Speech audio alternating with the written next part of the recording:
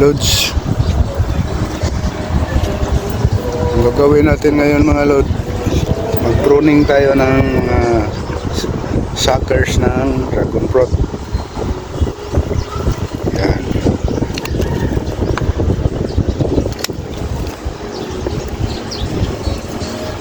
Ito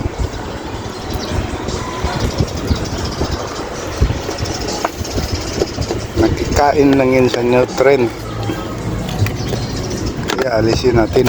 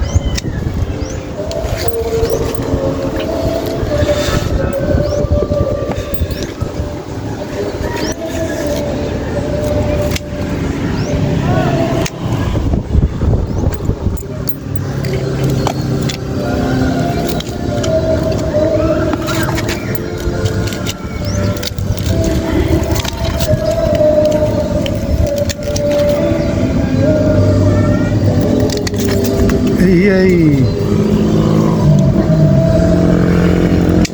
ay ay.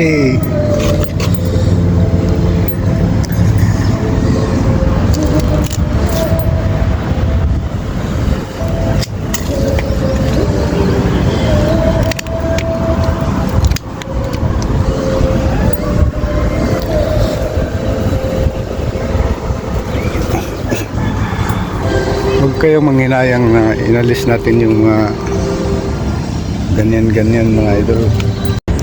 Meron pang space dito. Dito banda, lagyan natin ang dragon fruit.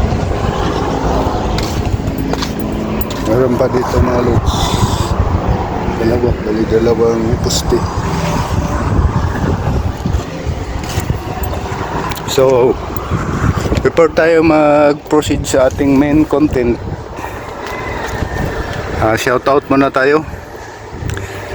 Shoutout kay Mervin Nabyong Fernandez ng Cebu, Morian Nakter sa Bangladesh, Maria P. Pabri. Shoutout Noaisis Vlog, Priscilla Abrasaldo, Jack Alonsabe sa Mindoro, Engineer Rene Bansuelo Robio, Anapi Tanilon Basalo. Shout out kay Daniel Kinaha Kulaway. Shout out kay Pedrong Oyamot.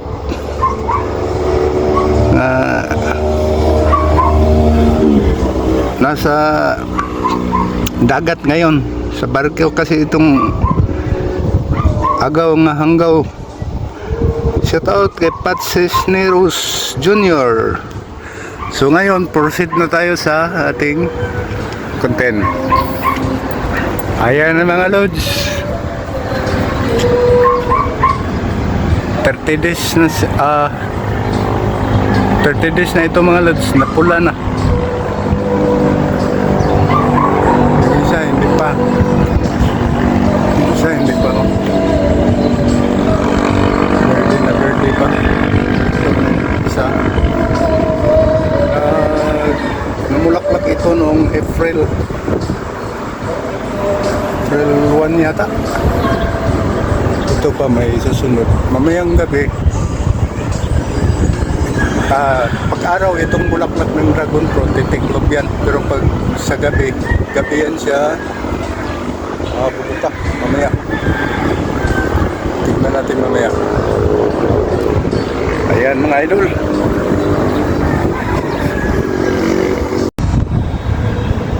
Ang dragon fruit mga idol, kadalasan lumalabas ang mga bulaklak pag buwan ng Mayo. Yan talaga, bira lang yun sa April. Pag buwan ng Mayo, yan sa June, July, bulaklak pa yan siya. So, ito yung rooftop dragon fruit natin. Ayan, may konti. Malabas. Hindi sila sabay-sabay. Hindi sabay-sabay na lumabas yung bulaklak ng dragon fruit.